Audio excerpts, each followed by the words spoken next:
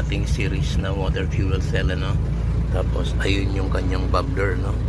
Okay, nilagyan siya natin ng control para makontrol natin yung pumapasok na hydrogen, okay, HHO. Okay, and ngayon ito yung ating 13.5 volts, no. Nung nakaraan pinakita ko sa inyo 4 to 5 amperes ang kinakaya niya. Alright, so yun, hindi na natin kailangan ng PWM controller with this type of settings. At sa susunod lalagyan natin siya ng one-way valve, no. Pakita ko na sa inyo yung improvement.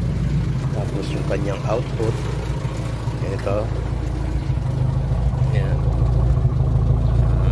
moisture yan, no? Tubig din ulit kasi after combustion yung hydrogen nagiging tubig ulit. Please